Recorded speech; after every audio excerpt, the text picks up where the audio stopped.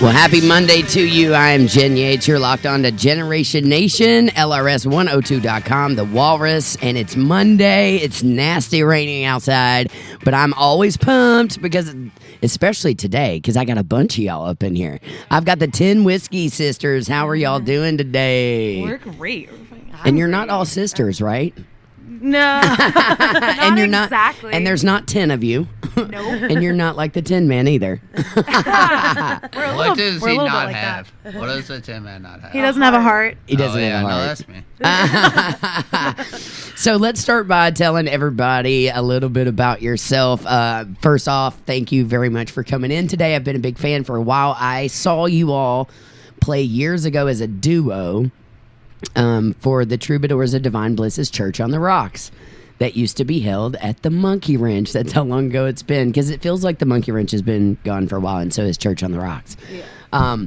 But I was a big fan, and I know people who love y'all's music and your style and stuff, so I got turned on to you, and then I was like, oh yeah, I need to have those cats up in here. You know what I mean? Yeah. So yeah, welcome to LRS and welcome to the comfy studio. Oh yeah. Beautiful. Yeah. Yeah, Very so nice. let's talk. Which two are the founder? You two are the founders of the 10 Whiskey Sisters? Yeah, that's right. Yeah. Yeah, we're actually sister-in-law. So Okay. she's married to my brother. I love it. So you kind of are sisters in a way. Yeah, right? Okay. absolutely. Yeah, I was gonna say technically no one is sisters for real, but it's like Yeah. sisters of the heart. You know? Sisters of the heart. Yeah. Sounds very sentimental.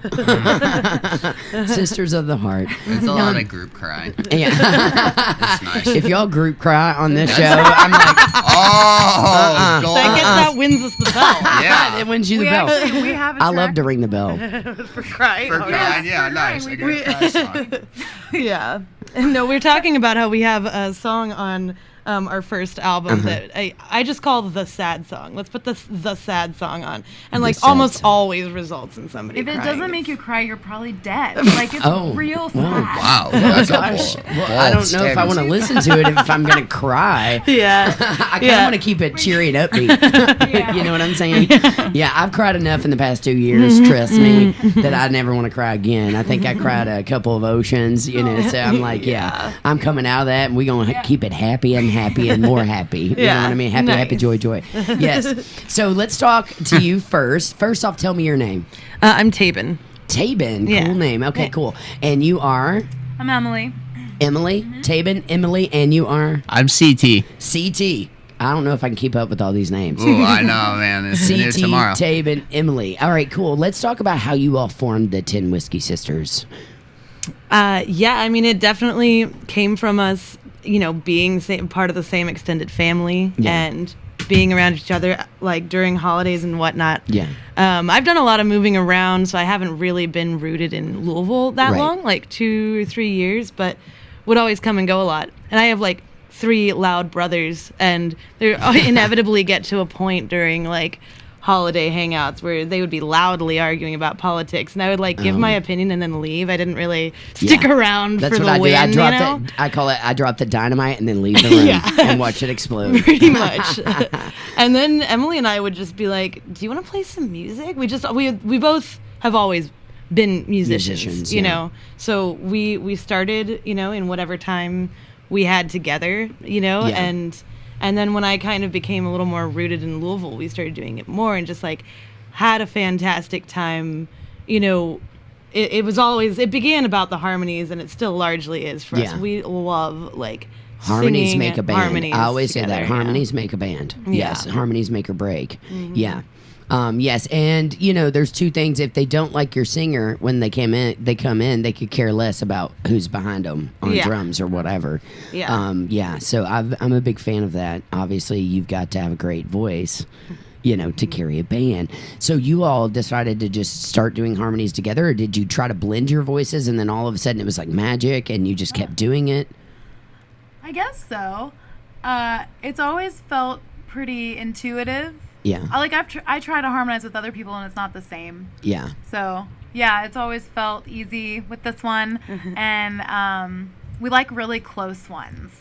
we don't always get them, but we try for like super close, kind of like grady harmonies like sometimes. a little bit of dissonance in Yeah. there. Okay, so Yeah. like a half step. Yeah, it's like From less, each other, It's like yeah. a little bit less of your like typical like old time harmony where it's like Yeah. wide open and just like a little closer. I see what you're saying. Yeah. Funkier. Yeah. Cool. And those are to me like where the magic is. Like when it's Yeah. like almost like there's something almost a little weird about it or something. And I mean, you can't quite live in that place constantly. Right. You've got to come in and out of it to make it feel like on purpose artistically, you know, Yeah. but it's really fun when those hit. Yeah, that's another reason I wanted to have you all in here. I'm a creative artist myself. I've dropped multiple records with multiple bands over the years, almost in every style of music. And I am a big fan of a creative artist, an artist who writes their own stuff, who puts stuff out there, you know.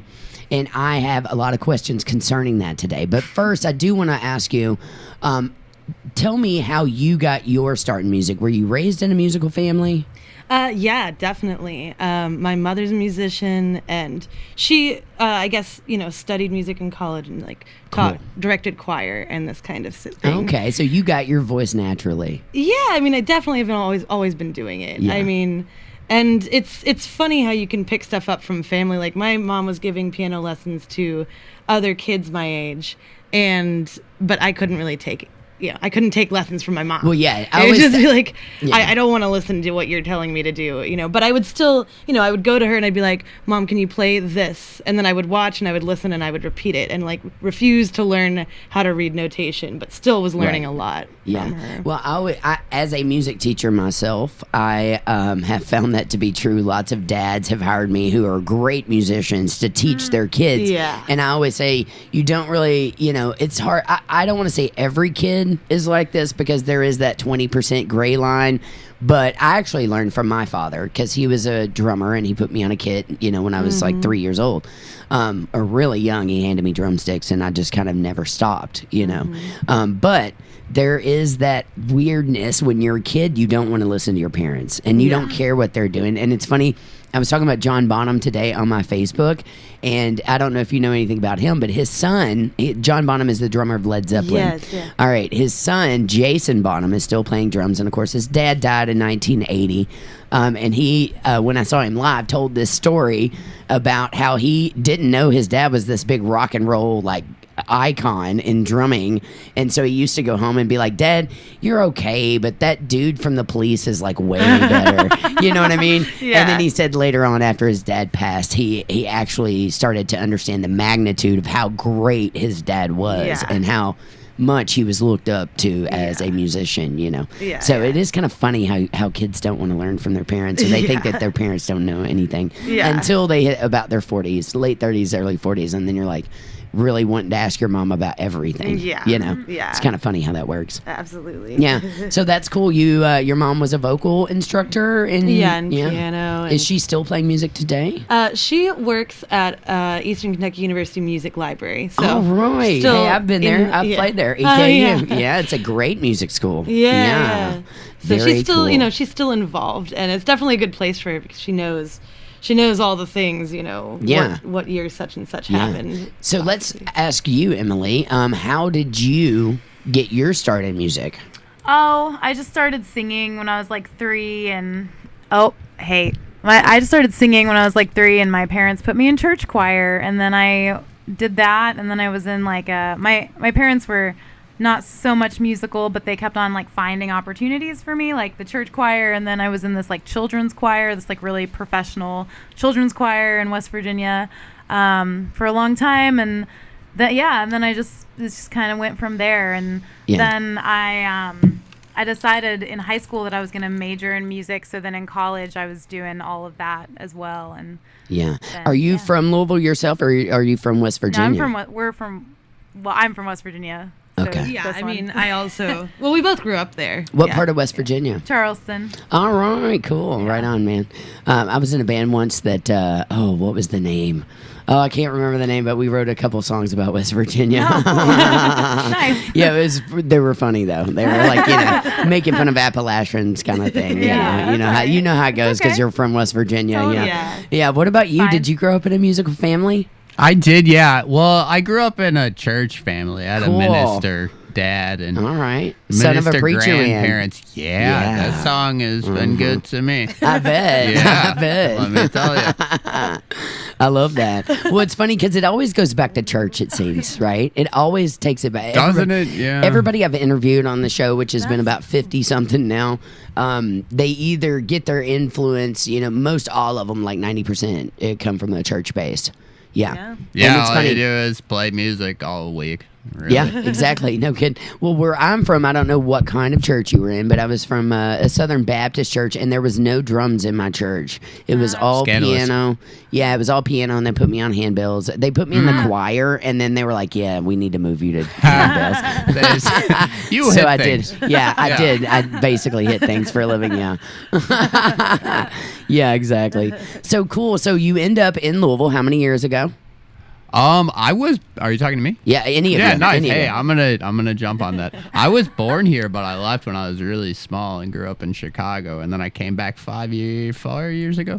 Okay, cool. And why'd you come back? For family? Or? Yeah, just to be around family. Yeah. and, you know. Yeah, I hear you, man. Yeah.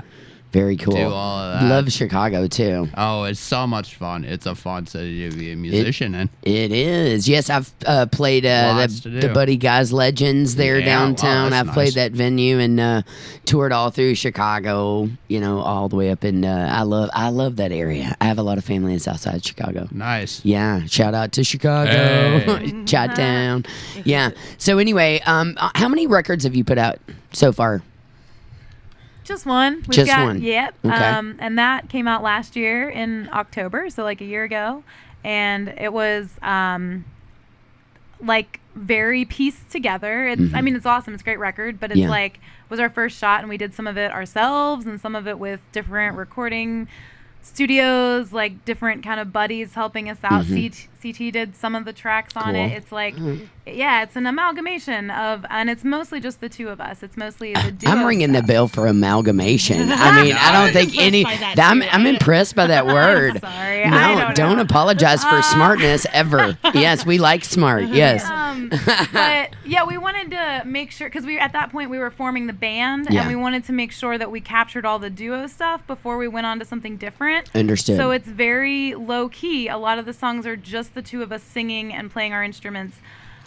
Yeah, and Yeah. I mean, even as we were doing it, even like as we were making that, we're like, this isn't where we are. We just don't want where we've been to be lost, So, yeah, we're excited about, understand the kind of group thing dynamic that we have going on. Yeah. And- So you started as a duo, just for our Yeah. listeners, and then now you're a 4-piece band?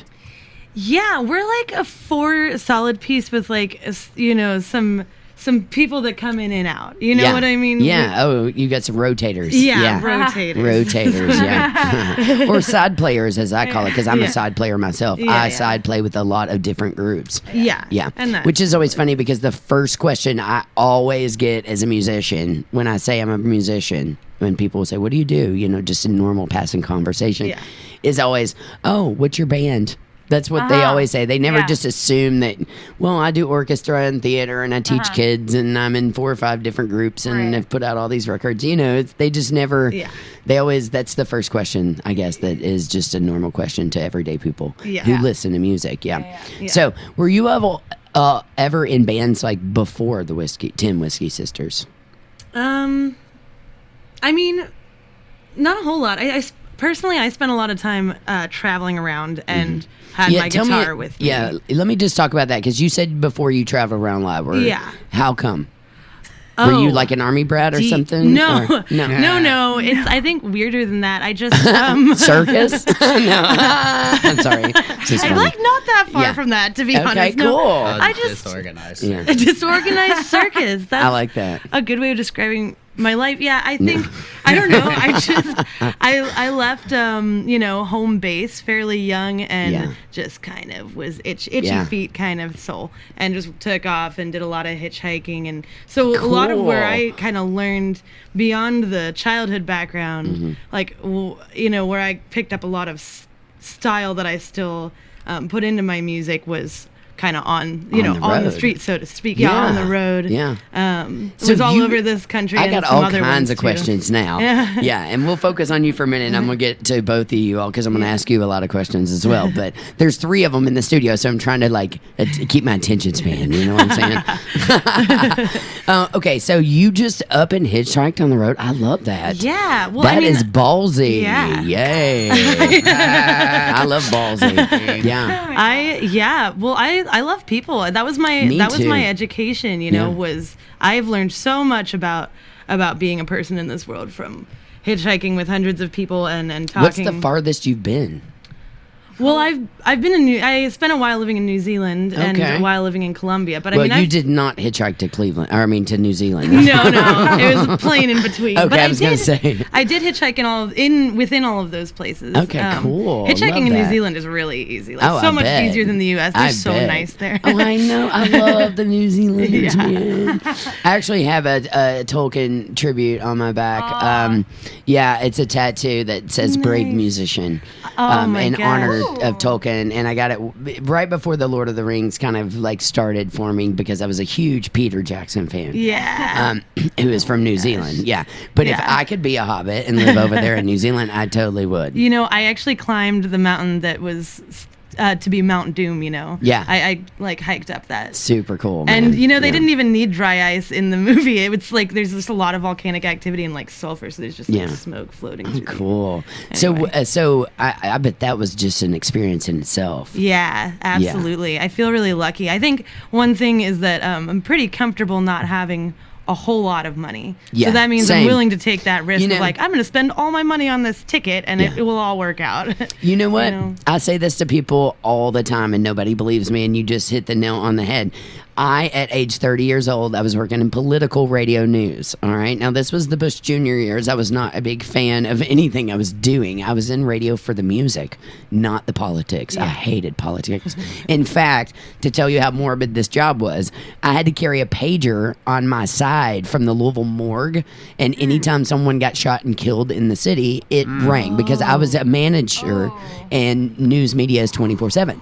So you never get to sleep, basically. You're always on call. So it just got to the point where I despised what I was doing and I was making a ton of money. And I said, you know what? My time is worth more than the money. Yeah. And I left and went to pursue my love of music. And for the past 11 to 12 years, I've made a living off of nothing but music. And I've always just prayed it was going to work out, and it always does. I Yeah. never needed money. You know what I'm saying? Yeah. And I've traveled the world. Yeah. Yeah, and got paid to do it. So I do think you have to take a leap of faith sometimes and trust the universe because it will Definitely. always provide for you what you need. Yeah. Yeah, you just have to believe it. Yeah. So I love that mentality. Yeah. Yeah. And I mean, I to say that I'm believe in karma, I feel like it's kind of an understatement. I mean, it's definitely a philosophy of I have seen so many times, and in very direct ways, not just in kind of indirect sort of spiritual senses, but very direct ways how putting out positivity sends it straight back to you. Sends it back. So- Yeah. It's all about giving. Yes, I love that idea. The more you pay it forward, the more you're going to receive in life. And I feel like I've constantly made an effort to try to pay it forward. You know what I mean? I haven't always done my best. I've had my downfalls myself. Yeah. We all do, and I Yeah. have depressive moments. And, I suffer from an anxiety disorder, which makes it even crazier when you've Yeah. got depression with anxiety. Yeah, But yeah, you just got to, the more you give back, that's why I love teaching kids. I feel like I'm giving them the tools of something amazing, and then I watch them fly with it, Yeah. and that to me is giving back, even. I'm giving them the gift of music, Yeah, and teaching them absolutely. knowledge about it. Yeah. Yeah. Well, I've been able to work as a volunteer with Girls Rock Louisville the past couple of years, Awesome. and I love it. We I love mean, Girls Rock Louisville. In fact, our little event, She Castle, raised a bunch of money for them, which we're Yeah. about to present to them. So Yeah. we love Carrie Newmeyer, and Yes, Selena absolutely. was my bass player on that. Yeah. So, yeah, I have and Allison Cross, I think, does a lot of work with Girls Rock Louisville too. Yes, so we love that program. It's an awesome program Yeah, here. yeah. Super cool. You volunteer for them. Yeah. And I've met some amazing young people that participate, some amazing kids and some amazing adults as well. Like, Yeah.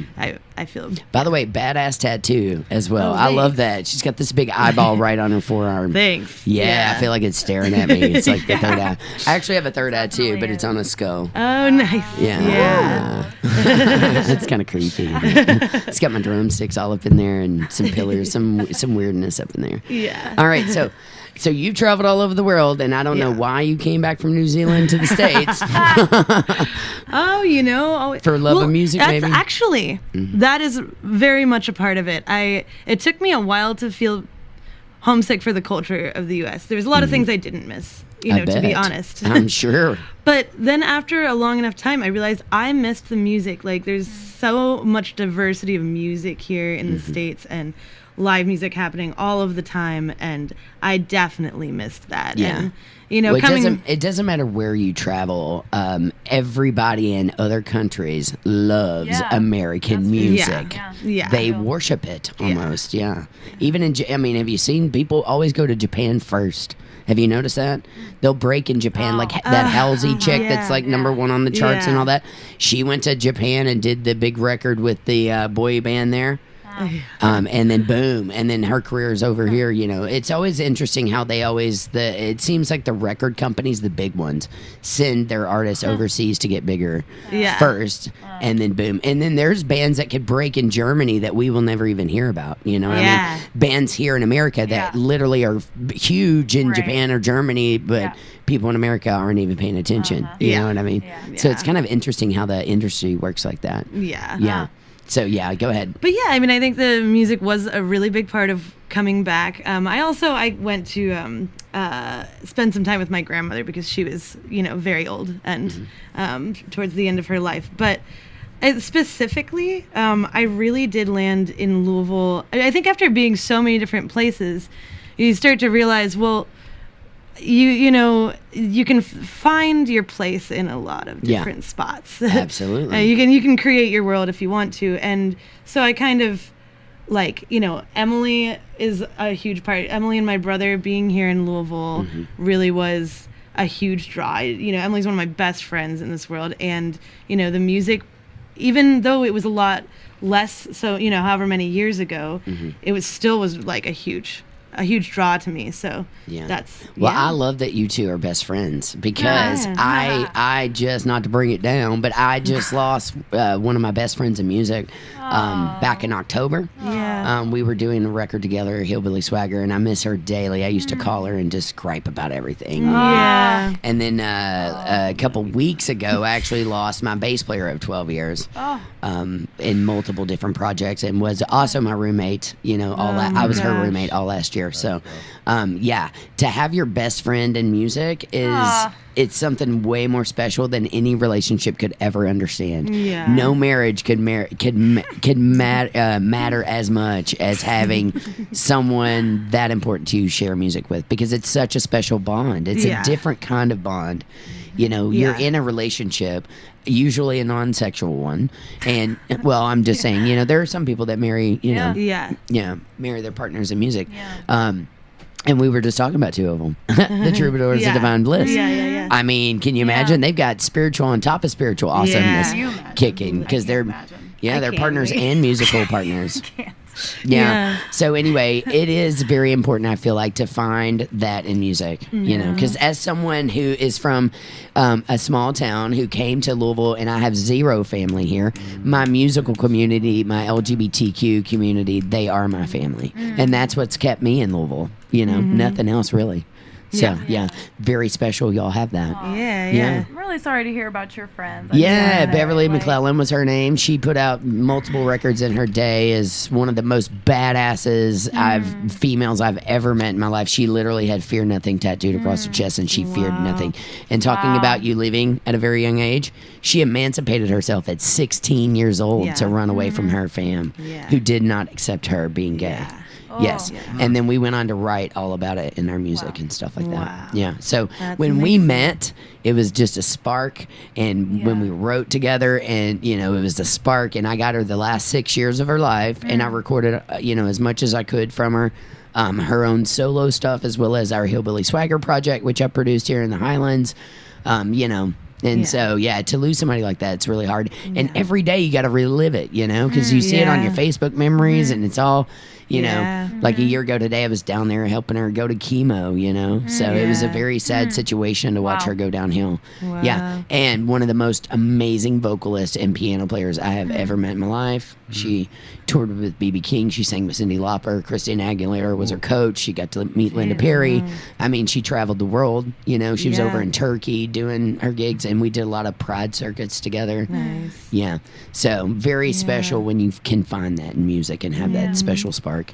Yeah. I always say you can't separate the spirits. Yeah. And we were soul spirits from the moment we met. You know, I call her my soulmate without having ever slept with together. Yeah. You know, Yeah. kind of thing. Yeah. Absolutely. Totally. Yeah. You get it? We're like on we use WhatsApp. No, you know about Oh yeah, that. I know the one that doesn't We're on the decode or it doesn't, you know. We're on the It's WhatsApp special. like every day. Like Yeah. for a while we were, and like then she went out of town for a little bit, and it was like bizarre because it wasn't every single day. It wasn't like we weren't in contact, but it just like throughout the day. It'll be like Yeah. 5 to 10 messages a day. Just some of them are like funny, some of them are like, here's exactly what's happening in my soul right now. And I'm Or gonna- here's exactly what's happening in my body. I'm cramping like a Exactly. motherfucker. Oh, I hear you. Yes, feel you I've on that. never in my life talked to one person as many times a day. Like, I think that's true. Like, it's, Yeah. yeah. Yeah, I think we all need lot. that, whether it's a partner or not. You, especially women, we love Yeah. communication. Yes. I mean, we do, and I'm a huge communication fan. Obviously, communication is the basis of any great relationship. If you don't have the communication, you might as well not have a relationship. And that kind of ties it back to why with a person that you're doing any kind of music with, it's like we all say music is the universal language. I mean, it's like there's It is, some yeah. very delicate communications that happen between any musicians. That's real, And Absolutely. that's another reason I'm having so much fun in our project as it is today, because now that it's been 2 years that not just Emily and I, but the four of us have all been playing together, like we've got a lot more of those instincts. We know each Absolutely. other better, and so it's easier to play and flow. Like, Yeah. Well, off as one another. musicians, I've been in so many bands in my life, I can't even count at this point. Literally, probably over 50 at least. Just by chance and choice, different projects for different things. But you have to read each other on stage without saying a word. Yeah. I call it nuances. You have to be able to read nuances, and I have to be able to look at you and know exactly what you're about to do musically, without us even speaking. Yeah. So it is this kind of third eye sense that you must have as a musician. And again, when you find that and you can look at somebody and they can read exactly what you're about to do, without speaking, it's magic. It's total magic. Yeah. Yeah. I feel like when you get to that point, they can also read everything else about you too. Yes, So like if you're having it a bad is. day, like Correct. everybody knows. Correct. Like there's no secrets. Right. Like it's all Yeah. there. Yeah, that's what I loved about my Bev, man. I mean, she can look at me and know exactly what was wrong with me, Yeah. or what was, or what was going on. Yeah. And then she'd be like, "Girl problems, come sit down and talk to me." Yeah. Or we were in two different states, by the way. So she was in Fort Lauderdale, I was in Louisville, Kentucky, and so we were kind of back and forth between everywhere. You Yeah. know. Trying to meet up. Yeah. Yeah. So it was wild. But yes, I agree with you. Absolutely. So super rad that you all have formed that now. Do you have any gigs coming up that you want to promote? Is there anything going on, or where are you at right now with your music? Oh. Oh. What does O mean? We are definitely doing a lot of things. We took a brief hiatus over the summer. Cool. I was totally get traveling. that. I still can't totally shake the traveling thing. So I was gone for a month or so. Yeah. And so now we're coming back at it hard. We've got this new album that we're working on, Cool. and we definitely have shows coming up. A tour in the spring that we're gonna start working on. But yeah, it's Awesome. all happening, and Yeah, we're good. really like having a lot of fun. Varying stuff, stylistically. We actually we had a practice last night, and there was a particular song that's kind of an old time song, and we've got some of the instrumentation of an old time band, but we're really not. And when we replayed it last night, we're like, let's make it more funky, like let's give it this like swing, and it came out really fun, and I'm like, oh yeah, that's us. That feels like us. It's nice to more than ever before be like, here's our unique flavor that is like this project. Like, yeah, let's really talk a little finding bit it. about the artistic part, because that is my favorite part. First off, kudos to you for taking a break. A lot of people will not take breaks. And I keep telling everybody, you know, you can keep playing the circuit all day long. I've played every bar in the state, it seems like, plus some. But, you know, you have to take breaks, and you have to have that time cushion to be able to get creative. Yeah. And Yeah. if you don't allow yourself that time, then it's just like a business machine. You know Yeah. what I'm Oh, saying? yeah. Yeah. Which is not why I was ever in music. You know, Yeah. I love the artistic, creative part of music. That's how I feel like I get closure from things in my daily that I may not always get closure for. You know, I can put that in music and get my own closure. I use mine for my mental health and my therapy, Yeah, basically, because it for is sure. it's the cheapest therapy around. You Yeah.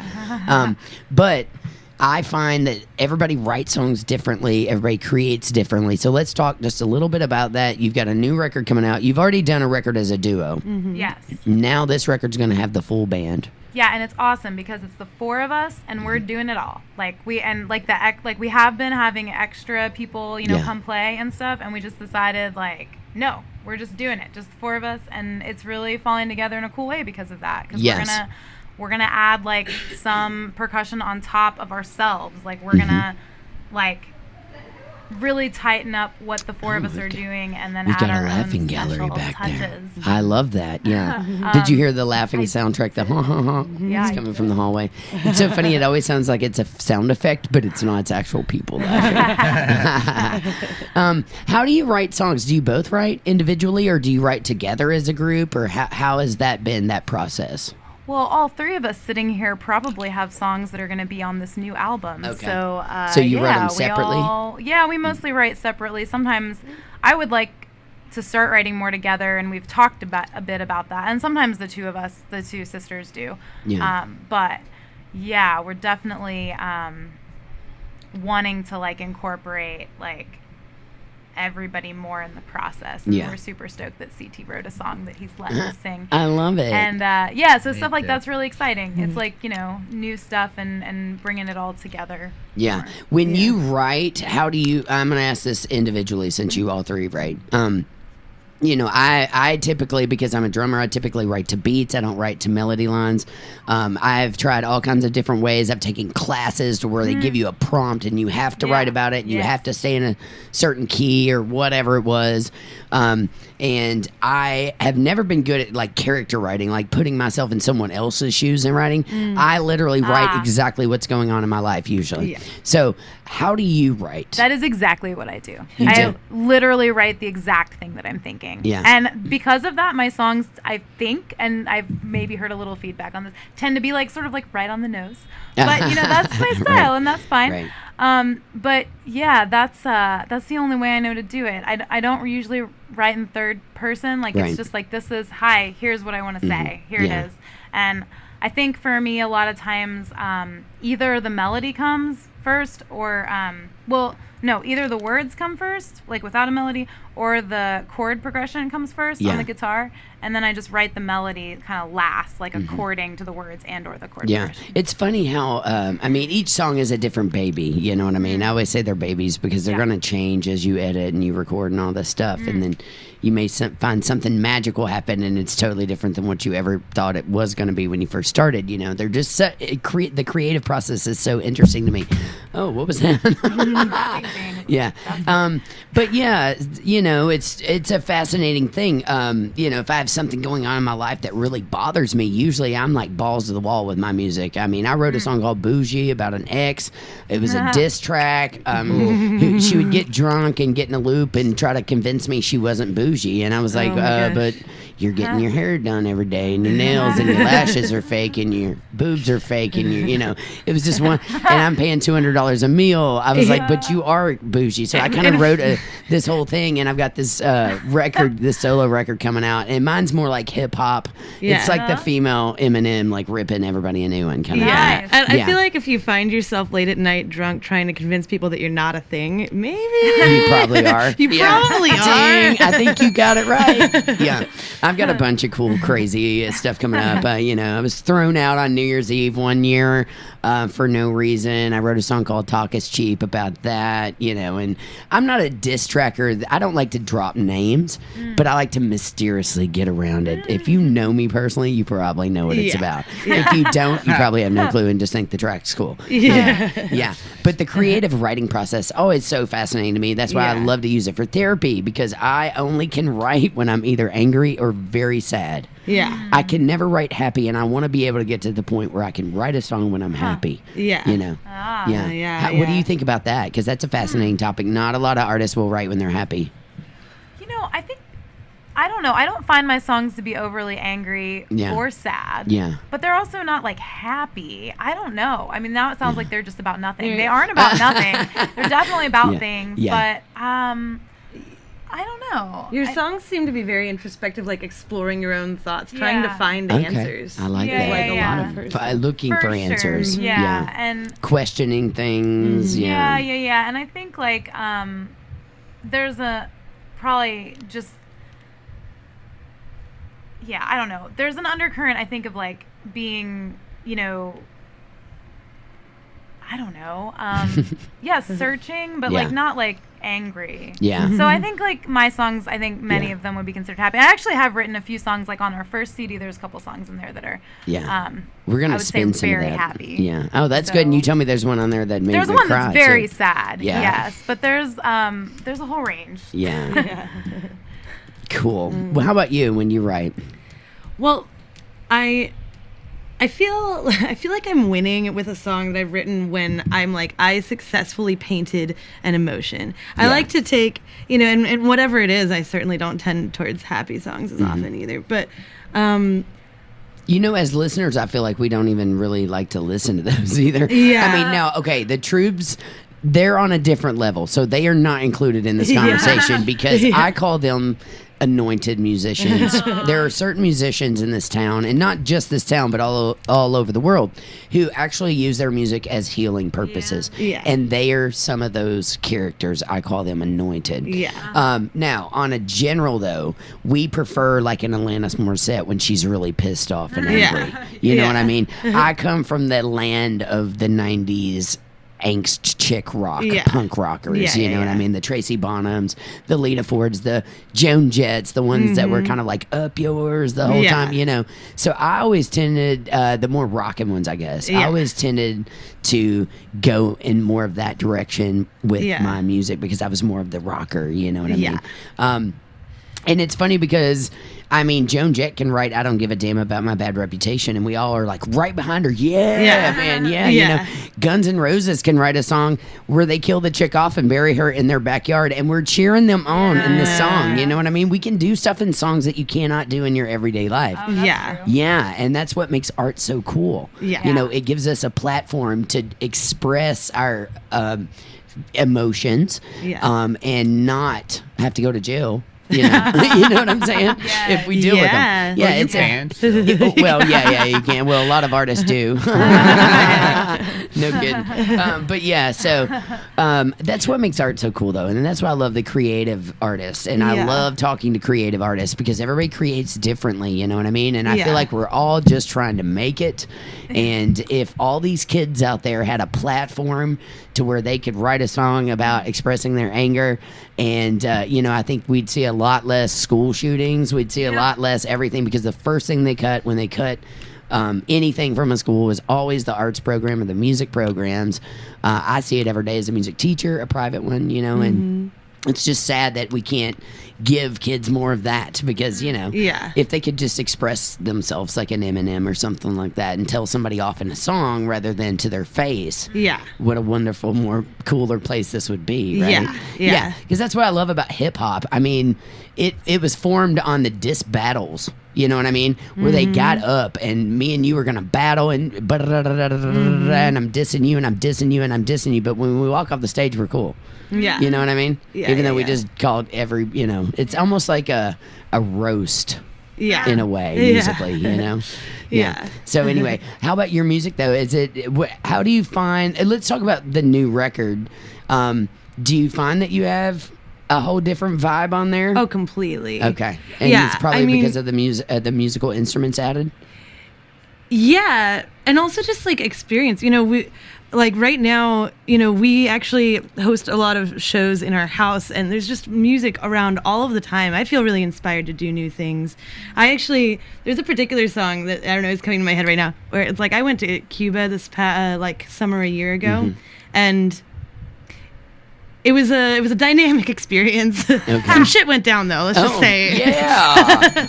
I hope it was good shit. Was it good shit or bad shit? It was not. There was the, Not there good was shit. the ups Okay. and then there was the downs. I hear you. So I wrote this song that was really, it's meant to have a lot of anger in it, but I wanted to kind of like capture some of the, the setting of where I was when some of these things happened to me. So I put a little bit of like a Latin beat, and that was very much a song written with all of the musicians there. Yeah. Whereas normally I start out and I'm like coming from a place as a vocalist and a lyricist, like that's what I'm thinking about is the melody and the words. Right. But although that's definitely a large part of the song as well, I knew the bass line before I knew anything else. Cool. And Love that. I had some of this, kind of off Latin rhythm in the back that was sort of gets drowned out by some screaming later. But Oh, cool. I love it. You put screaming in there. Yeah, I'm a the little bit. weirdo producer that will be like in the yard recording crickets at 4 a.m. trying to get, so that I could loop those into some kind of drum group that I've got going on. Yeah. I'm always looking for weird sounds. Yeah. I love that too. And there will be times where I will literally wake up in the middle of the night, like 4 a.m., and then just write as much, like it's just coming through me. I don't even know what I'm writing at the time. I'm just writing, and then I'll save it. And then the next morning I can get up and be like, whoa, where did that come from? You Yeah. know what I mean? Yeah. Yeah. It's nuts. Like the words and lyrics and things I want to say come to me so fast. It's almost like I can't even process it. I just type it out. Yeah. Because I have to have a physical copy to go back and work around later on. Yeah. So then when I'm going, okay, I'm going to put a record together.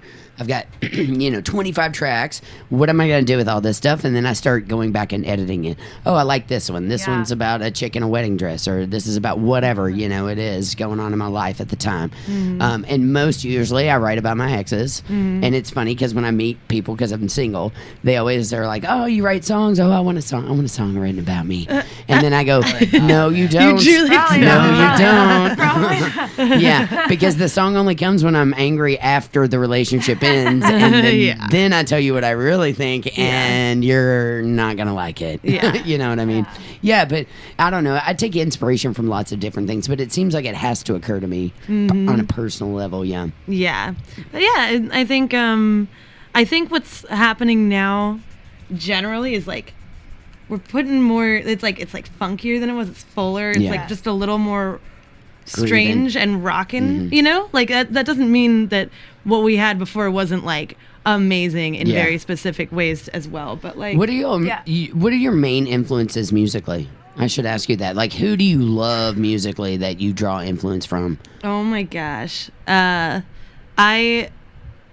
I don't know. I might have stumped you on that one. You can give me a top 5. It is like I love Tom Waits, Oh, and The Devil Makes what's he Three. and building some down kind- there in the Oh, basement? yeah, I mean, yeah. Tom Waits is awesome, dude. He's just an amazing. He's Yeah. a poet and a performer. Oh, he's and brilliant. Yeah, like I love that, and I like some really. I think of The Devil Makes Three because that's just it's got They're a little great, bit too. of this like influence for like where we came from. Right on. But with a newer kind of grime to it. Yeah. I like that grime. Yeah. And I mean, I really I've just started listening again to some stuff I was really into as a teenager, just like the Strokes and yeah. like the Yeah Yeah Yeahs. I'm just Oh, like yeah. really back. Those are into all some of great. this Those stuff. are some great bands. Yeah. Yeah. I've seen most all of them in concert. The Yeah. ones that you've named off. Yeah. Yeah. What about you? Well, so I really like, when I was in college, I really loved the Indigo Girls, and I feel like that's where I got some of my songwriting influence from, and singing and the harmonies and all that kind of thing. As I get older, I'm liking more of like very soulful singers, and I think that's a direction that our band is going to, just like with a lot of kind of bluesiness or a little bit of soul and kind of mix with like, it used to be when we first started, I think most people, we never knew what to call ourselves, but I think most people would have classified us in some range of like the bluegrass genre. Yeah. And I feel Bluegrass, like now folk, we're yeah. moving toward like more of a bluesy, groovier, kind of like funkier version of that, because we still use those instruments that are traditional in that genre, but it's more of like a groove that's going on. And so one artist we heard here that I fell in love with completely is B. Taylor. I don't know if you've heard of her. She's I have heard of B. Taylor, yeah. fantastic. So yeah, that's just an example of the kind of like singer By the with a way, lot of I don't know. soul. Do you know who Really, Julie really Wolfe is? I think I've heard that name, but Well, I'm not she sure. toured with the Indigo Girls and produced most of her stuff. I got hired for a band with her here. I have a long history with Julie Wolfe, who toured with the Cool. Indigos, and Sarah Lee, who also toured with. Nice. They both toured with Ani DeFranco and the Indigos. Oh my God, Ani DeFranco. That was another person I was going to mention Yeah. today. Loved. I'm one Yeah. degree away from her. I'm just like, I don't know why I can't keep running into her. My friends have opened for her. You know, being Julie Wolfe actually hired me here at Actors Theater for a show called Girlfriend. That show had an all-female band. Sarah Lee, the bass player of the B-52s, who also toured with the Indigo Girls, and Ani DeFranco. She also toured with the Thompson Twins, Gang of Four. I mean, the list is crazy. Yeah, and she was recently touring with Robert Fripp. So we made up that band, and then a lady named Kelly Ritchie, who was a blues guitarist, and I went on to tour with her in Freak Bass out of Cincinnati for a long time. And Freak Bass studied under Bootsy Collins, was in a lot of the funk psychedelic scene, all this cool. He's a very retro futuristic bass player. But then Julie Wolfe hired me and took me to LA to do the same show. It got picked up and we went to LA with it. So I was out there for a long time. I spent a long time with her out there. Was with Vivi Rama, who is now touring bass with Kesha, Tegan and Sarah, Kate Bush, and then, you know, my lead guitarist, Janet Robin, had toured with everybody from Lindsey Buckingham to, I mean, everybody. She studied under Randy Rhoads on lead guitar. So, anyway, who wrote Ozzy's Crazy Train and went on to tour with Ozzy. Anyway, Julie Wolfe, major player in my life. Yeah, and she still will show up every now and then and do something with the Indigo Girls. But yeah, they were a big influence too. Ani DeFranco was the little badass, and she still is. Yes. Yeah, I would just love to get to meet her. I sat front row a couple about last year around this time to her show at the Mercury Ballroom, I think it was. Yeah, cool. yeah, and she just gets better and better over the years. But if you listen to Living in Clip.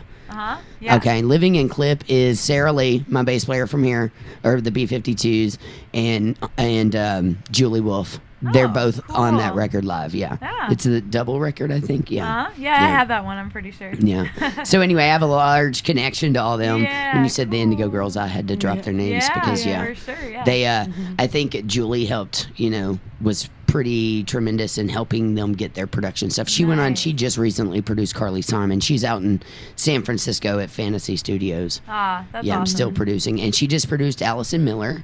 Allison Miller, a great female drummer, jazz drummer up in New York City who toured with Brandi Carlile and a bunch of others. Oh my God, I love Brandi Carlile. Yeah, we love Brandi Carlile too. Yeah, Brandy's cool, man. Yeah, she gives lesbians a good name. You know what I'm saying? Yeah, get it, Brandy.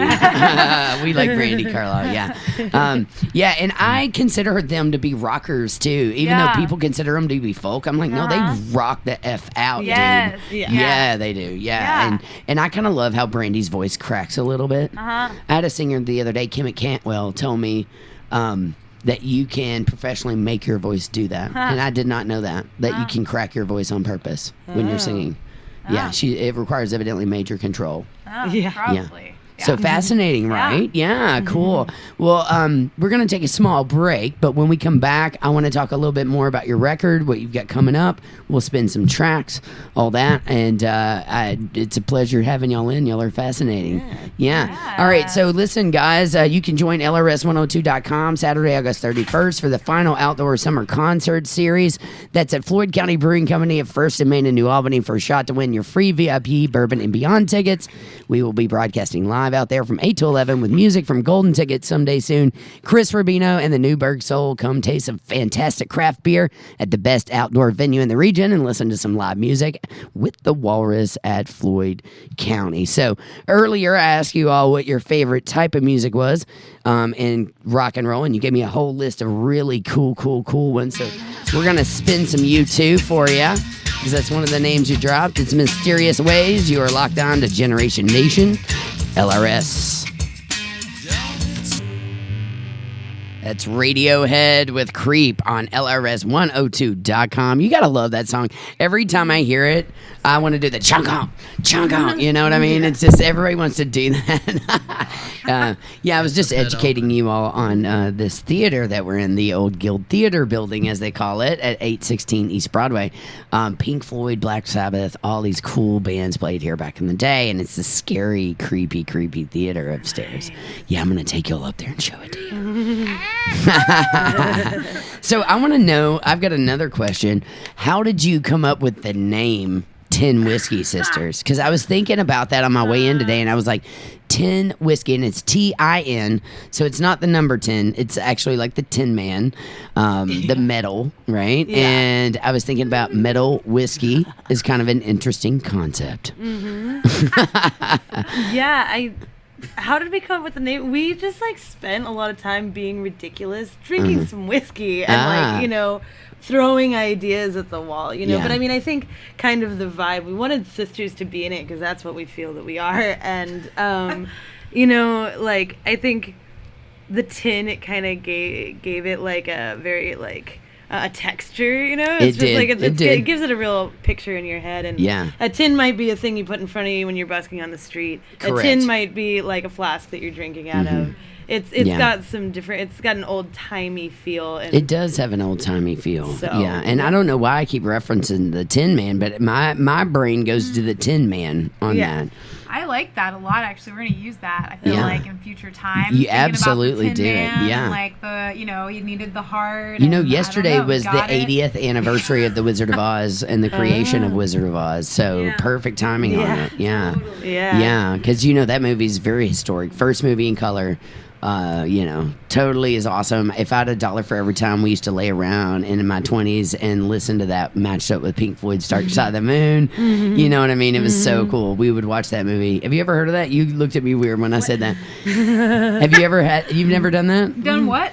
Sorry. You watched Wizard of Oz synced up with Dark Side of the Moon? No, I have not, but I have heard many times about it, and I think it would be well, awesome. nowadays, okay, so back in my day, when you had the VHS cassette machine, you literally had to sync it up with the second line roar and start the tape at the right spot, or it wouldn't sync. Totally. Nowadays, everybody's got it easy. They got YouTube. They've already sunk it up. So you can just go watch it on YouTube in sync and watch all the synchronicities that happen. It's fascinating. I think we're going to do that. Yeah, you absolutely should do that. I've done a lot of research on seeing if other albums and movies sync up. Yeah. So far, nothing, but I'll let you know.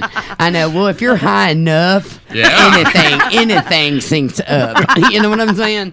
Yeah. I want to ring my bell just because. Yeah. Ring my bell. I will. Ring it.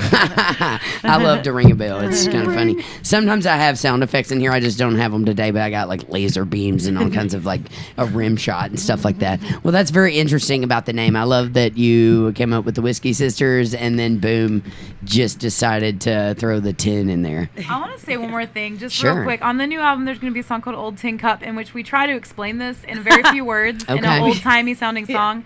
But it is because it's I'm thinking about a cup, and this is not, this was after the fact, but we went, after we were playing together for a while, we went on just the two of us trip everywhere down south, and we ended up in New Orleans, and we ended up at this, walking down the street, and there was a street poet. I didn't know that street poetry was a thing, but it is. Hey, there was this girl there. You could put money in her little thing, her little cup, and she would write you a poem about on a typewriter. On a typewriter. On a typewriter. She wrote us this incredible poem. Wait, a ribbon typewriter, like a ching ching ching ching, stumble out of the bed in some of the kitchen typewriter. And we told her 5 sentences about ourselves, and also she could see we had our instruments with us. She could kind of see something about us too.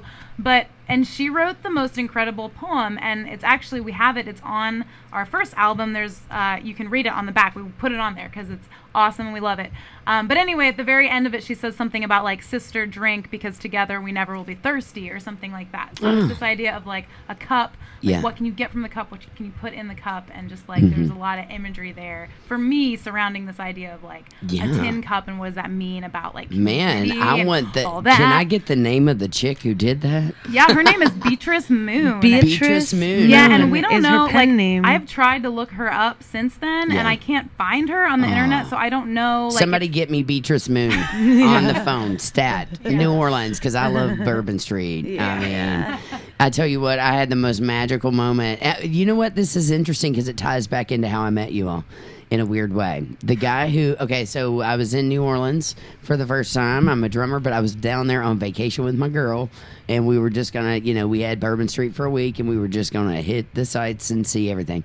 Well, this is back when I was drinking really heavily, and I walk out, and the girl goes, I met somebody at the rest stop in Alabama that I knew. And she was like, you know someone everywhere we go. She was like, I guarantee you're going to know someone on Bourbon Street. Yeah. And I was like, I've never been to New Orleans. There's no way I'm going to know somebody down there. So we get down there. We walk out of our bed and breakfast, and the first person I lay eyes on across the street is Denny Humphrey, who owned the Monkey Wrench. Oh my gosh. And it was his 40th birthday, and he was there, and he was like, what are y'all doing? And we're like, we're partying, they're partying, hey, So after that, how ironic, right? Because I met you all at the Monkey Wrench that he owns. Yeah, and so after that, 4 or 5 hurricanes later and 5 grenades later and all these drinks that they serve you in these gigantic glow-in-the-dark cups and everything up and down Bourbon Street, I run into this guy who is evidently he was the singer at Turtle Bay that night or something like that, and he said, what do you do for a living? I said, I'm a professional drummer, and he goes, do you he's like, come back later and I'll let you sit in. Well, I never thought about him again. I went off, and had a good old time. 10 hours later, we stumble back that way. The guy's outside. He remembered who I was. He was like, do you know any Guns N' Roses? And I was like, dude, I was birthed in Appetite for Destruction. Are you kidding me? If you're a drummer, you know Guns N' Roses. And so he goes, get on stage. And it was Pirate Week and Fleet Week. So I'm playing to all these peg leg pirates with patches. And, they're looking like Johnny Depp, Captain Sparrow. And then the other half are all dudes in white sailor outfits. Whoa. And we did Guns N' Roses. And after that, he was like, dude, stay up here. Do you know any more? So I stayed up and played a bunch of songs, So it was crazy. And Denny got to witness that and whatnot. So first night on Bourbon Street, you get to play it. I mean, that was a pretty magical moment, and I have always been into the whole Marie Landreau, what's her name? No, I can't pronounce her name. The Voodoo Queen. Yeah. Maria Landreau, I think is her name. Anyway, whatever her name is. It's the home of jazz. It's the home of voodoo. It's a magical place. Sure. Every time I'm ever there, it's just like magic, magic, magic. Yeah. It's just nuts. Yeah. So I love me some New Orleans, and I want to find Beatrice Moon. Somebody find us Beatrice Moon, the magic lady with the typewriter who writes, who types poems about people. Yeah, for money or what? Yeah, I mean, just like a street performer. Like, if you're playing, if you're busking. She was a busker. She was a poetry busker. A poetry busker. That's fascinating. It was so incredible. She, at the time, the night that we met her, was wearing this hat with a brim that came out just like 2 feet, and when she started writing, she kind of tipped her head forward, and I can almost imagine how it, quieted the sounds and lights of the street, and she just, went into her writing zone and then lifted her head, and she was back with us, I love that. Yeah. Fascinating story. Yeah. Man, I bet you've met some really cool people all around your travels. Yeah, definitely. Have y'all, what's the farthest you've played away from town together? Oh, that would have been it. New Orleans. Yeah. And that's that a great place to go. Like busking, kind of visiting. Yeah. That was years back. So we were in kind of a different place and had a lot of shows on the way. I mean, stuff, coffee shops and I love that, house shows and whatever you can get. Dude, I have busked on a few corners myself and played a few coffee shops myself. I finally graduated because I am a drum set player by nature. I'm a percussionist, but drum sets generally they don't go over so well in a coffee shop. You know what I'm saying? I kind of have to acoustic it down a little bit to more percussion, some shakers, stuff like that. But yeah, I feel you. I've seen some great shows in the coffee shop scene in my day, you know. Yeah. And you can make a lot of money busking. People don't understand this. I had a guy in here on Thursday, Rick DeBow, who's a jazz saxophonist. He also plays flute, and he's an older cat. I mean, he had been down to Muscle Shoals and recorded with Percy Sledge, and I mean, just amazing stories. And he said he busks about once a week, and he'll go to the Yum Center and outside of the concerts and sit there and busk and make a bunch of money. Yeah. Yeah, and I'm like, yeah, people make fun of you, but it's a valid way to make more money than you could ever make at a bar gig around Yeah. here. You know what I mean? love it, but I mean that's my style, is to be like the street where you performer. can sit there and talk with a person. Like, I like the vibe where sometimes people aren't going to stop. Maybe they're in a hurry. Maybe they they like a different style of music or something, but sometimes people go out of their way. They didn't plan to go out to a show that night. They were on their way somewhere else, and they stop and listen to your stuff, and that feels like amazing, like really good artistic communication. Like that's I love that. Yeah. Do you all have any favorite artists around town that you just really love? I know you mentioned the one before. Oh yeah, I mean, favorite artist around town. I really love Willem Muir. You know, All right, yeah. Bathroom Laws is also, we've got some friends in that, and I don't know, what's some of your favorite? Well, we have a lot of like bands within our house. CT and I live with like 5 people or like a 6 band of us house. total. Yeah. So Musician house. Yeah, some good friends. I used are to in. have one of those. Yeah. Cool. It was cool, man. We had the hot tub in the backyard, and the whole band lived there. And after shows, would we'd be come enough back for there. Definitely add that to your Yeah. We're gonna get a hot tub. Yeah, you need a hot tub in the backyard. Yeah. Super cool. Then everything. everybody wants to come back with you. You know what I mean? Yeah. But Waterbird is a group that CT's a part of, and some other housemates that I really, that's really good. Oh. And what are some of your favorite local bands? He's quiet. I know, that's a lot. And by the way, you have We a just made cool him shirt shy. on. Oh, I made you I shy. have Hard a cool question. shirt I on. tend to scare men like that. Yeah. No, I get very frightened. Man, there's so many cool bands. Listen, all right, let It me is collect rough. my thoughts. It I'm is gonna- rough because we have like so many friends that are musicians. We're just Yeah. like, and people we whose wanna music name them that all. we Yeah, love. yeah. So I you hear should it. get these people in here. They would be awesome at this. I would love to. Molly's Midnight Villains are I would awesome. love 2 Molly's of them. Midnight Villains They just for would the name tat alone. a tat here in the microphone. Cool. Superbly with you. They play rock and roll. Love it. Yes. Well, afterwards we'll talk, and you can pass me off some names, because I interview musicians every day, Monday through Friday. So I'm always looking for new talent. Always looking for somebody cool and interesting who's got something going on. Any kind of artistic, creative musician, that's right up my alley. That's what LRS is really trying to do. Back in the day, LRS has been around since 1964 and has primarily been a rock and roll station. So if you can think back to when Pink Floyd was releasing Dark Side of the Moon, we had it on vinyl first, you know what I mean? So we were, LRS has always been instrumental in this town for helping break musicians and artists. And then, of course, we saw radio get very corporate over the years. And now the FCC tells you, you've got to spend Taylor Swift 15 times a day, and then we all get that's sick of fine it, now. But LRS is doing the complete opposite. We're all about the local. We're all about bringing back our musicians, breaking their local music, all that stuff. So, anybody you bring them right to Jen Yates. All right. Yes. Here's my spiel. Do it. Here's my spiel. Tell us. There's a lot of people. There's a lot of kind of like ambient musicians that I've met that I like. I Cool. like this guy that does the drone room thing and Tender Mercy. They've played some shows at our house that are really nice. There's some great like young punk rock stuff that's so cool. Here, we had a Absolutely. show here. Who played? Shark Sandwich played. Shark they were Sandwich. nice. Yeah. Shark The Yellow Sandwich I've heard of. Cellophane played too. She Yeah. was cool. She had like backup vocals in her pedal, and it was real Twin Peaks trippy stuff. They're cool. Who else? We saw Bungalow Betty play yesterday. Bungalow Jimmy Betty's Can awesome. Dance. Yeah. they're Pretty so pretty much cool. fun. Who else is cool?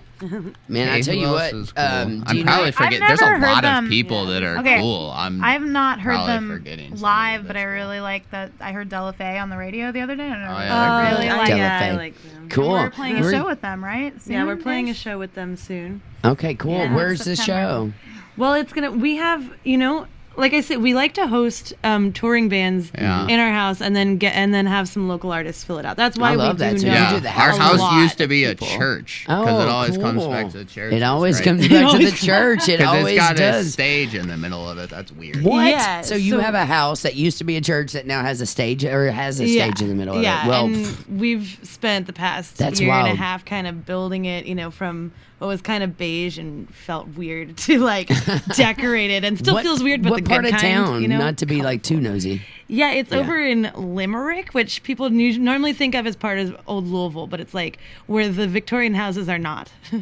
Okay, I didn't It's even a know little that bit there was a farther Limerick. It's like the Louisville. seedy underside of Aw, The seedy underside. I think it's It's very a lovely strong there. statement. I love I'm like, it. is I'm that where just where teasing. Teddy Bears is? That gay bar? It's Yes. very Oh, it close is? to Teddy Bears. Okay, So I close to Teddy Bears. I have love Teddy frequented. Bears. I do too. I frequent that place quite often. Yeah, I always say I've got my gay VIP card around here because I've been out for 25 years. I always like to say I was out before Ellen because I was. That's how long I've been out, and I have been a proponent for the LGBTQAI plus community as long as I can remember. So I frequent all the gay guy bars because gay men are mostly my friends, and I just love them. I feel safe in their venues. Feel that way. I can go down to Teddy Bears and just feel just completely safe. Yeah. And have a number of drinks and just feel okay in that Yeah, I environment. like to shoot pool there. Yeah, cool. And Definitely. they do the cool karaoke. And I saw an amazing drag show there not too long ago. Nice. I mean, okay, so I'm I'm used to seeing drag shows at Play. Mm-hmm. You don't expect Teddy Bears to have some elaborate drag show. Yeah. If you've ever been Where's in there, the it's space to kind of change, No, this dude come down with laser lights that lit up with laser beams shooting out of his fingertips. I mean, it looked like some kind of crazy Bootsy Collins meets Grace Jones or Grace Slick kind of like it was nuts. It was just the craziest thing ever. And I Yeah. was like, okay, I got to stay and watch this. Where did you get that outfit? You know what I mean? And meanwhile, he's doing like backflips and stuff. I don't know. It's just wild. Yeah. So I've seen some pretty crazy, cool stuff down there. Yeah. Yeah, for sure. And there's some great people down there. Yeah. Yeah. But yeah, I'll tell you what. I mean, we are having a lot of fun with the house stuff, and we don't necessarily like put our own bands into all. I mean, it would be way too much to do that at all the Yeah. shows because we're hosting a lot of stuff. But we also just want it to be a space, like a space for a Creative lot space. of people Yeah. to be able to come and do their art, But we do have a couple things coming up that we were just really excited about and wanted Okay, to play talk with to me about it. at the house. I mean, on October 4th, we mentioned B. Taylor. Yeah. She's coming back into town. She'll be playing at our house, and we're going to play a show with her. I'm very excited cool. about that. I love that. B. Taylor, man. yeah. Now, is this something that the public can come to, or is this just invite only, or how does it work? Invitations are really easy to come by. Yeah. But the Okay, lawyers okay. let us Oh, know okay, that you sweet. have to be our friends. But Can we're I get super an friendly. invitation? Is where I was going with Yeah. that. Oh, yeah, you're all right. You know, Are you yeah. All right, right on. Ask a punk, as the kids say. Ask a punk, and you can get the Spread the invite word. for Yeah, sure. cool. I want to check out some of these shows. So yeah. All right, and then what else is coming up after that? Well, and then I still have to figure out who all is going to be also playing on that particular bill, but there's going to be one on September 28th where Gin Whiskey Sisters is also going to play, and that's going to have Della Faye. Okay. And let's see who else Soul playing. River. Soul River Brown and the Foundation Band. Okay. that's That's Nice. going to be really nice. And then we've got a touring band called the Boat Dares out of Maine. They're a two-person act with accordion and percussion. Cool. I don't even know I if they love do it. vocals, but it's weird and beautiful. I Yeah, love Weird and Beautiful is Yeah. right at my alley. Yeah. Yeah, I love that. Yeah. And by the way, I love you when you said that you love ambient music. I love yeah. every night before Oh, I go to yeah. bed, I find I'm kind of weird in that sense. I'll find me that, you're going to listen to 582 hertz tonight because it's meditative and going to open up your heart chakra or Yeah, whatever. I used to listen that stuff all to the time. engine noise Louise from the Star Trek TV show. There's like a thing on YouTube. They would take it down for copyright every now and then, but it's 24 straight hours of the Next Generation bridge, and that was really good to go to sleep to. Yeah, I always sleep to music. I'm always looking for interesting things, anything strange and odd and odd. One of my long-term right goals has been to make the best go to sleep album, and I haven't gotten there yet. But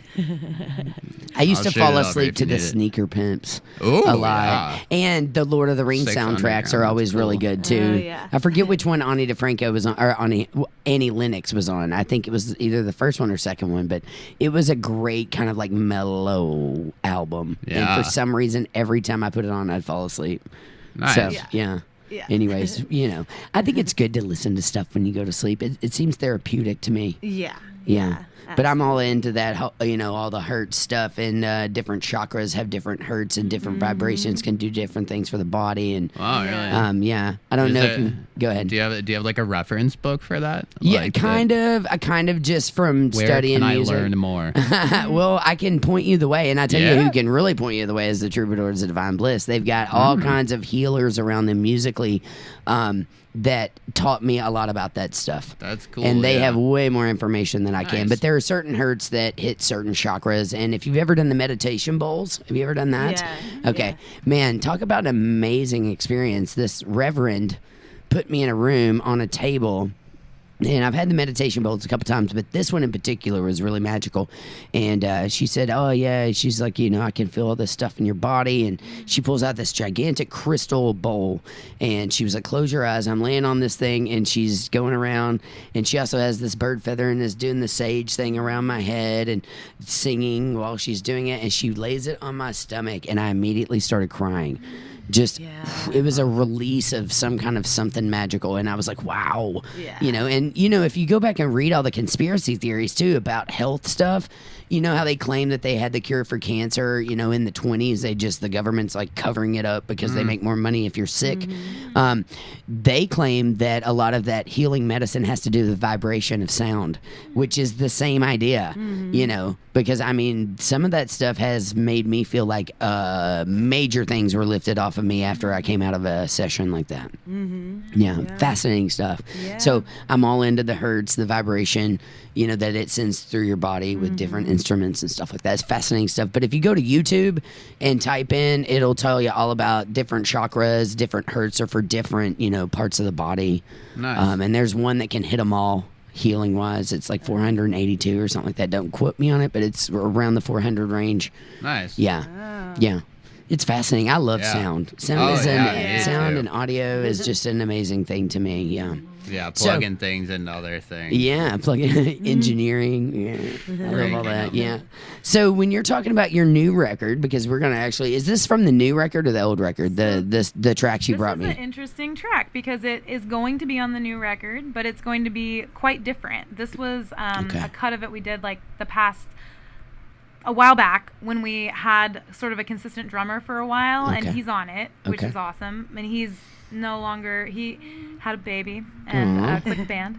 He's awesome. His name's Bobby Conselman. But anyway, we captured this magical moment before he left. And so, but we have pretty much retooled the entire thing for the new one, and it's funkier and it's different sounding. And they're both still really cool, I think, in both ways. All right. It's called Honey, I'm Home. Honey, don't know. Honey, don't know. Honey, no, where did I get that? Shania Twain was on my brain. Honey, don't know. It's the 10 Whiskey Sisters, and this will be on the new record. You're locked on to LRS102.com.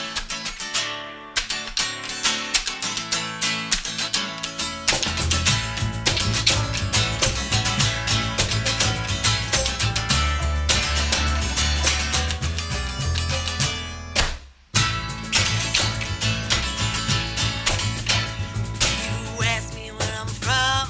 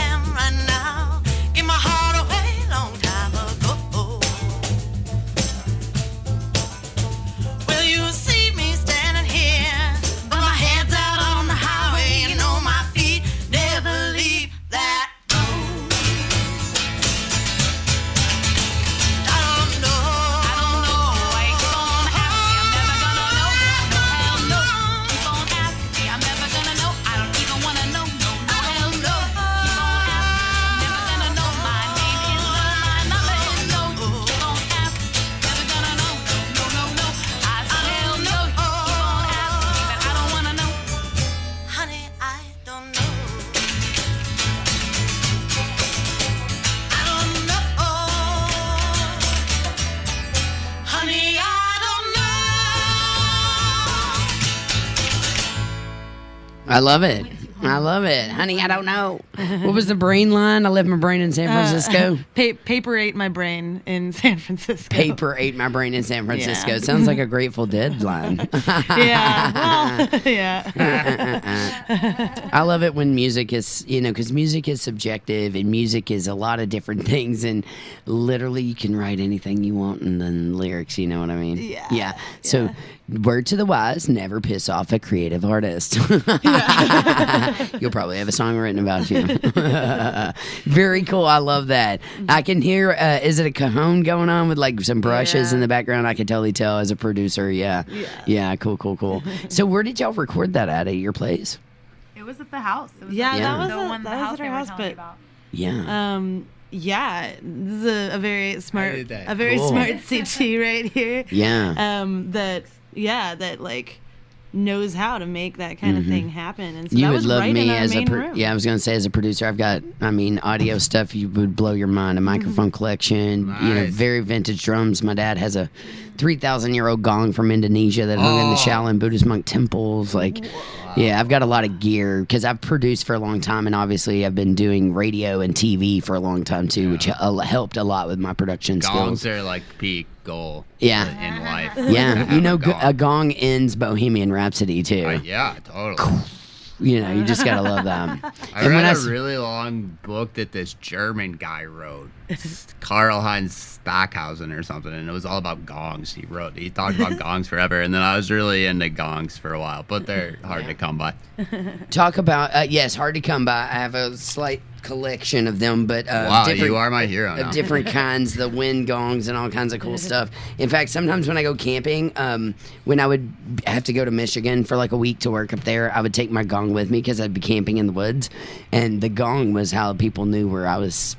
Like crashing, they would see my gong, and I was like, "If you wake up in the morning and you hear a gong, it's me, man."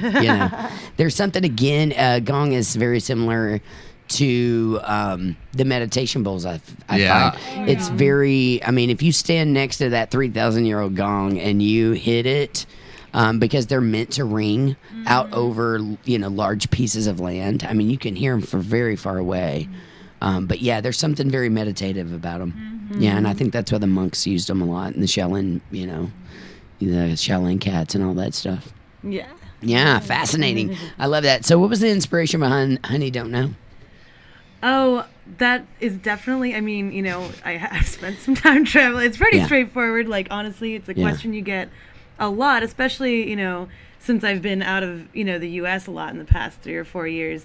And so I don't always know how to answer it. I mean, it's kind of like I did live in West Virginia until I was 15. Yeah. But I don't feel rooted there. I have no family there. And I don't think that really is my identity. There's been a lot of other places that I've been for a lot less time that have been a much larger part of my becoming, Yeah. So I don't know how to answer that question. It's like, why don't you just ask me, like, what my soul's like? I don't know what to tell you.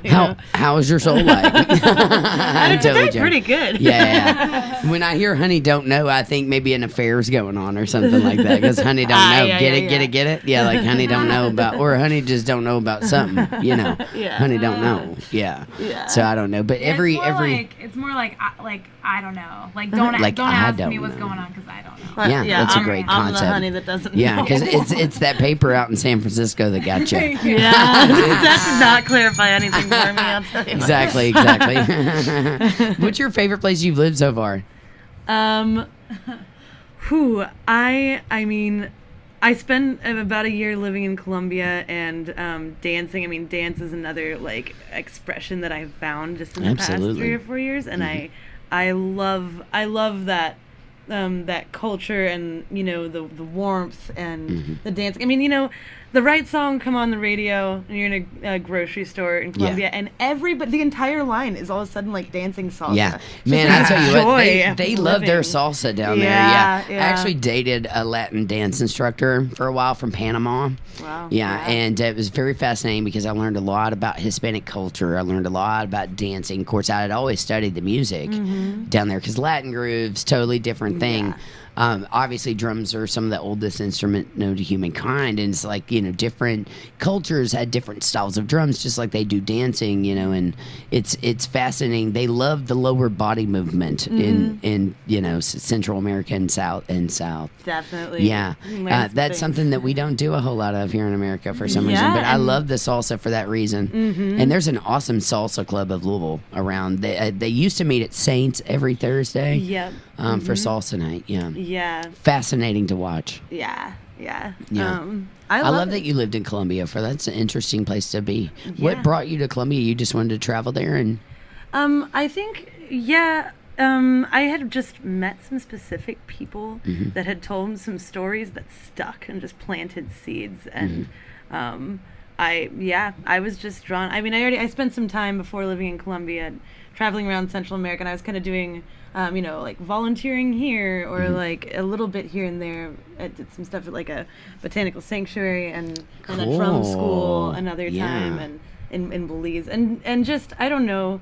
I went Belize, up. man. Yeah. Did you ever get to go to like Carnival or any of that cool stuff? No, but like one day. I've been to plenty of like gatherings and festivals, but not like I don't think the most famous ones somehow I've missed. But The botanical garden job sounds fun. Yeah. Of course, I'm an earth sign, so I love anything earthy. Yeah. Yeah. I love that stuff. That was wild. That was in Nicaragua, and I was working with this guy that was, he didn't look unfit, but he certainly didn't look particularly fit. But when we would be at dawn going up the mountain to monitor different plants and animals, like, he was just like a mountain goat. He'd just be gone. And I thought I was like in good shape, and I'd just be trying to climb these mountains. I'm not meant for these mountains. I hear you. But sounds like you spent a lot of time in like South Central America, and that's super rad. Yeah. And like I say, I miss particular kinds of music when I'm away. Like I'm still music is a part of my every single day, Of course. But I miss the styles that you can find here. Yeah. Sure. Obviously, you all do kind of sound a little folkier, and I can tell that you've got the instrumentation coming on behind you. Do you both play guitar? Or does either one of you play guitar? Yeah, we both play guitar. Okay. But I do a lot of ukulele. Oh, cool. Yeah. Love that. Yeah. Awesome. Yeah, ukulele seems to be very popular these days. It's really made a comeback. Definitely. Yeah, and now we have banjolelees and guitar lelees and all kinds of lelees. There's all kinds of... I worked at a music store for a long time, and I was quite humored to find out that they made electric kazoos even today. I mean, who would thought, that there was such an instrument. Yeah, but literally you can make an instrument out of everything. It doesn't really seem necessary to me. I know, right? It doesn't. It's not right. Yeah. We have a kazoo. It's shaped like a trombone. Yeah. Oh, we like to cool. use it. I mean, it's not a real trombone, like a tiny trombone. Yeah, a tiny trombone. There was some. Oh man, there's some kind of crazy band. I think they're called Bird. What is it? Birdcore. Do you know what I'm talking about? Birdwing, bird something. Bird Dog. Bird Dog. Yeah. Wait, is it two chicks? No, that's a different band. Oh man, this duo is out of Nashville, and I just was turned on to them, and they do this whole harmonica guitar duo, but they go into random restaurant parking lots and play their music, and they do their solos down here on harmonica. It's very risque. I know. Yes. What? We've got to get them in Louisville because I'm telling you, they are out there, but they are good. They can, look, they can come and be that weird in that's our their house. shtick. That's fine. Yeah. One of them puts the harmonica here and plays the guitar while the other one gets down on her knees and blows the harmonica. And they have these beautiful backing harmonies, but they go to random parking lots in Nashville and film themselves live doing it. Yeah. And people are coming out going, what is going on? They don't know how to take them at all. It's hilarious. That's yes. I forget, but it's something bird something. Yeah, I'll find out and we'll come back from break and let you know. But yeah, there are two that you should host here. They're two chicks, and they are really really good. Yeah. Yeah, but I think they tour all over. Maybe like Birdwing or something like that. It's something very bizarre. No. Yeah. That's so cool. I love it. So when it came to rock and roll, when were you first introduced to rock and roll, since you're on a rock and roll radio station? Oh yeah. Man, I think it's like this isn't maybe the most unique story, but like Sure. I grew up listening to my dad listen to the Beatles and listening to that. It always You know? also goes back to the Beatles. Yeah. Almost always. Mhm, Yeah. for sure. I mean, I spent lots of time just like dancing alone in my living room as like a small child to like Strawberry Fields and Yeah. I don't know, you know. Yeah. So It's a great track. yeah. You know, Yeah. most drummers, I'm a drummer, so I've featured a lot of drummers on the show and let them tell their stories. And, almost every single drummer goes back to, I wanted to be a Ringo. I wanted to be Ringo when it came out, which is fascinating to me. Yeah. But you also have to remember television has not been around that long. So before television, because I took a bunch of rock and roll like history classes in college on music, and it wasn't until television was invented that we actually put a visual with the singer, with the song. We didn't know who was singing what back then. And it was very fascinating how television changed everything for music. So some of the first people that we saw, on television early on were the Beatles, and it's very fascinating. They came to America in 1964, so it's interesting how it always goes back. Do you have a favorite Beatle? I'm going to ask every one of y'all this question. Do you have a favorite Beatle? George Harrison. George Harrison, that's my favorite too. Yay! Because I love gnomes. I have a gnome tattooed on me. Yeah. And I don't know if you remember, he did this very famous video shoot in a field of gnomes. Oh, I don't know. Yeah, I have a huge picture of him standing next to all these gnomes, and he just had a really cool sense of humor. Yeah. And I loved his solo career. Yeah. When he did Got My Mind Set on You is one of my favorite videos to date. Yeah. He love just that. does so much, and he was the sitar dude. He studied the sitar. I just really dug him. I think I like that he was willing to get weird, and that he I was think he's a definitely great willing to get weird. songwriter, He is a great songwriter. Yeah, and they didn't let him songwrite for a while, but when he did, they When were he like, did, whoa, yeah. What about you? You got a favorite Beatle? Yeah, I mean, I think it's John Lennon. John Lennon, yeah. You like the glasses? I get Lennon all the time because of the blue glasses. I like to wear the circular glasses. Always have, yeah. I think it's the style, and I don't know. I always like the lead. I don't know.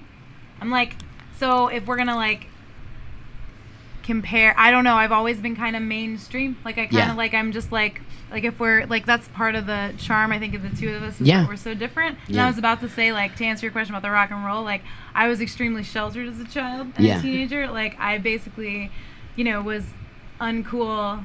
Still most of the time feel uncool. Like it's just like, there's a big difference between the two of us and like our life experiences. And anyway, so I think that Did your parents let you listen to rock and roll, or no? You're I mean, that they sheltered? would have. It's just I didn't know, and they didn't promote that maybe, and like I didn't. My friend, I don't know, I was in like marching band. I don't know. It's just like not. But like for me, like when I hear you guys talk about George Harrison.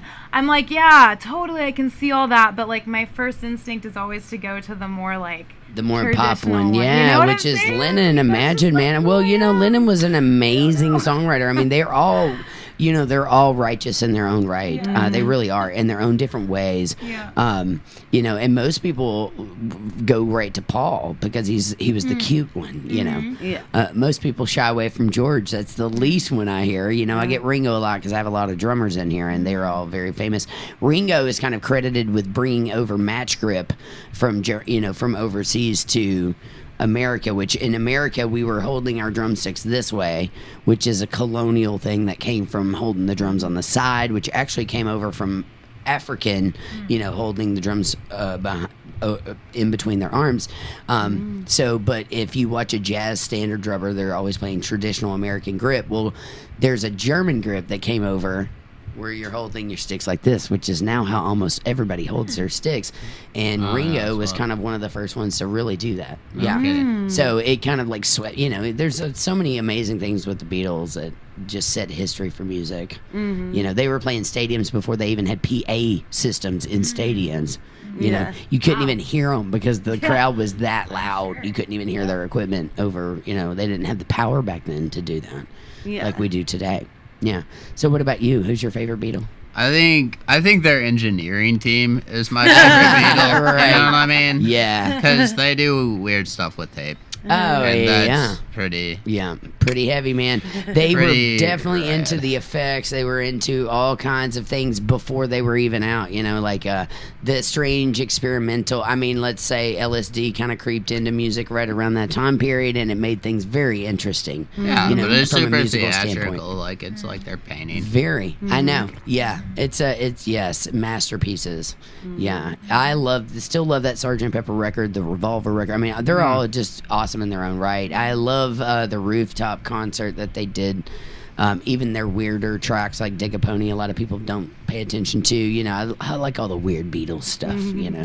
But and Ringo in his own right, awesome drummer. I think he takes a lot of flack.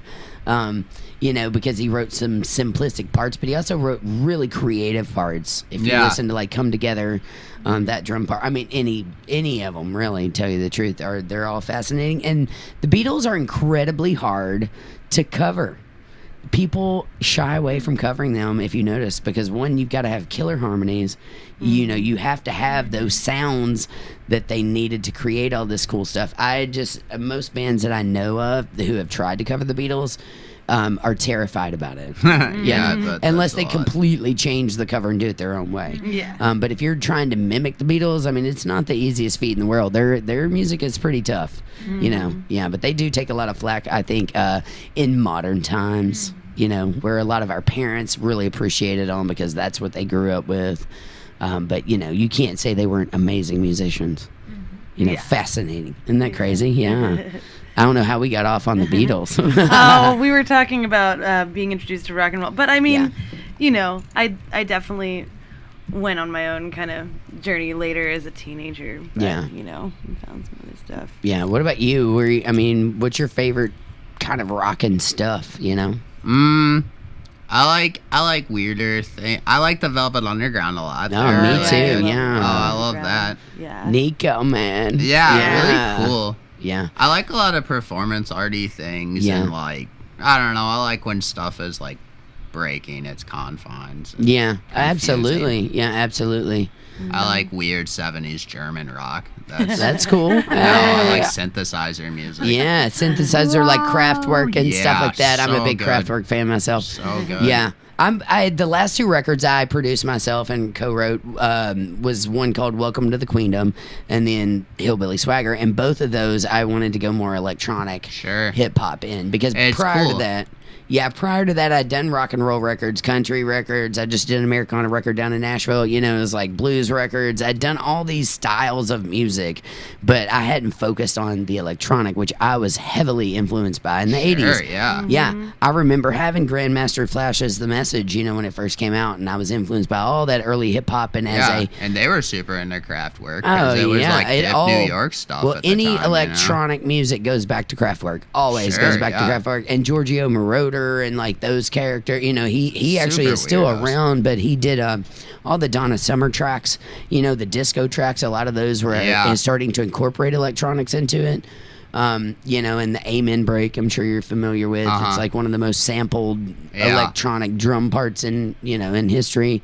But yeah, it always goes back to Kraftwerk, and it always gets weird because they were kind of weird, Yeah, that whole like scene that they had out there is like weird circus freaks, but it's like Yeah. there's no real strict genre out there. You're like, Right. hey, are you a weirdo? Like, there's your group. I can guarantee I am. Yes. Nice. Yeah. So yeah, totally into all that stuff. Kraftwerk was very ahead of their time when it come to electronic music, and a lot of people don't understand electronic music's been around for a long time. I know it's Yeah. so deep. Like, Yeah, it's very deep. vocoder is like a really old instrument that's been around since like before telephones or something. Yeah, I think. isn't It's that like crazy? A Yeah. proto-telephone. Yeah, and it's always fascinating to me. I always love the new wave era of rock and roll, where it gets into like the In Excess, The Cure, all Oh, that yeah. kind of weirder stuff from Definitely. overseas. It's definitely some of my favorite, material out there. Yeah, I've so always much been a freedom fan. as an artist. You can just imagine a Yeah. sound kind of. It Exactly, yeah. doesn't even have to be real. Yeah, and I think the reason I do like the new wave is that's when electronics more came into the forefront. Because, electronics came into music around the 80s, like in pop music, and got really popular. And it's hard to go back and, like we were saying with the Beatles, it's hard to go back and mimic some of those 80s tracks unless you have those sounds. You know what I mean? I mean, I'm talking about covering them exactly as is. Anybody can twist it and make it interesting. But yeah, so I always found that when electronics mix in music, it gets really crazy interesting. And I like to produce that stuff because I've always been an electronic geek. Like you were talking about, I always had the tape machines. I was always dubbing things over when CDs came out. I was trying to figure out how to get my voice on a CD. It was just like all this stuff. And I used to make my own little radio shows when I was a kid. Nice, and dub down like laughter and then tell jokes and then play that. Just do all this weird stuff. Yeah, but again, you might find me in the backyard, sampling some kind of animal sound in the middle of the night just because I want it to loop. Why not? Yeah. In some track. Definitely. I got a 4-track pretty early in the game, and that was really like a revolution because then you don't I didn't have a lot of instruments where I could be like writing a whole song, but like if you hit a pot or like just yell, it sounds like a guitar if you mess it up enough, Man, with effects nowadays, you can do anything. It's amazing what we can do. Yeah, it's wild. Yeah, even with just like an iPhone. You know what I'm saying? Yeah, they make apps that do all kinds of crazy stuff. Open the floodgates for people. It's Definitely nice. open the floodgates, yeah. And we'll have to hang out sometime because I'm really big into the production stuff. Nice, I love all that, yeah. Cool. Fascinating things going on, yeah. Is there any gigs coming up that y'all want to promote? I know you've got the house concert. We're playing this Saturday at 3rd Street Dive. Okay. Saturday on August 31st. Okay, Saturday at 3rd Street Dive. What time? Well, it starts at 10. Molly's Midnight Villains is going to play before us, and then we'll take on at like 11ish, and it goes till 1, I believe. Okay, cool. I love 3rd Street Dive. It's a very groovy gig to play. They're so nice over there. Yeah, we play there fairly like every 3 or 4 times a year or more. And I'm glad you reminded me of this because I'm in a group with a guy named Nick Payne. Do you know who Nick Payne is? Okay, so me and Nick Payne have the Kentucky Beatniks together. Nice. Which is where we mash the acoustic with the electronic. Nice. I'm on drums and raps, and he is on guitar, piano, and vocals. Cool. That sounds awesome. And he literally, like 2 days ago, handed me the booking contact for 3rd Street Dive and was like, hey, you need to contact Leland, I think his name is. They're like, contact Leland. And he said, text him. He's a texter, is what he told me. And then he said, yeah, we want to book there. So it's funny. Yeah. Thank you for reminding me. I need to hook that up. Yeah, it's a great place. Great people. Yeah. Place. Yeah. Man, they used to have that venue next door to them because back in the day I had a rockabilly band that used to play there a lot. Really? Back before they took over the new 3rd Street Dive. Nice. Yeah. Yeah, because it was like next door. I don't know what happened, but they switched over either ownerships or something and then bought the next door venue. Which is fascinating. So, yeah. All right. So, check out the 10 Whiskey Sisters. That's Saturday at 3rd Street Dive. That's a groovy venue. Is there a cover there? Do we know? No, right? No, there's no. I think it's free. Yeah. It's free. I feel like I should know that, but all of a sudden I feel uncertain. But And I'm it's pretty 21 sure. and up, right? Yeah. Yeah. I'm like 90% no, sure. there's no. I don't think they ask for it. Yeah. But we'll probably ask you for money. yeah. I'm trying to Yeah, get we'll just ask you to buy drinks. That helps us out. Yeah. You Good buy drinks, services, just get get them. it. I love that. Yeah, just buy the band a drink, you're good. Come on or in. yourself, honestly. It all works out either way for us. So. Yeah, cool, man. All right, I'll try to check that out. That's very awesome.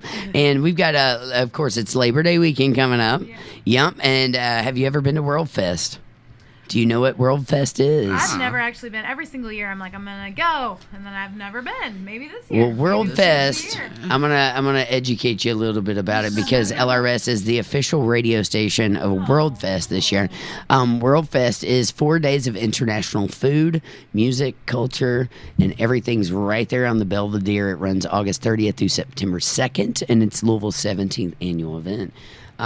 They've got literally everything on there. There's a University of Kentucky Confucius Institute main stage, an overlook stage, and a fountain stage, which is over by the fountain. And they've all the different styles, 70 local and regional entertainers, everything from African drumming to reggae to Indian, Celtic, Arabic, Latin, Caribbean music. I mean, anything you want, they've got. They even have a one called Gumbo Blues. That sounds fun, don't it? Makes me hungry. I had Rick Debo in here last week. He's the jazz saxophonist, flutist here. He's playing on the main fountain stage there too. So they literally have everything. They also, if you talked about dance, they have every kind of dance you can imagine. all kinds of African American dances, Argentinian dance associations of Chinese Americans dance company, a Mani dance company is going to be there. Literally everything from East Indian to New Orleans music. You know, you can pretty much find anything. And if you're hungry, they've got awesome food too. The food there is amazing. So any kind of style of food that you like. You know, you gotta love Louisville because we are a foodie city. We love our food here. Yeah. You know, and there are some amazing restaurants all over town. In fact, Nick Payne just took me downtown to some kind of a Mediterranean something that was amazing, you know. Yeah. And we love to eat like all the Indian food and the Thai foods and all that stuff. Yeah. Is that Place on 4th Street? Yes, Yeah, it's that on place 4th. is Yeah. Yeah. So you gotta love Louisville for not only the music, not only the people, but the the food here is fantastic. And do you all plan on staying in Louisville? No. Did you say no? It was an O.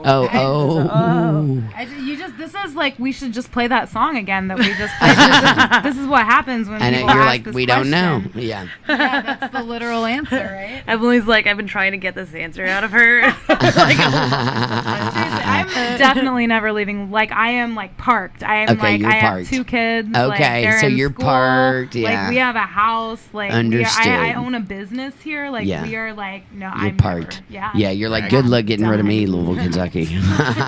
She's like, I am done. I love that. How about you? Because you travel all the time. Yeah, I mean, it's hard to say. What I do know is that I love the kind of community that I've been forming here, Yeah, especially in the artistic sense. So, I'm happy about that, and we'll see. We'll see what life brings. But I'm having a great time for now, and definitely will be very much here the next year or two.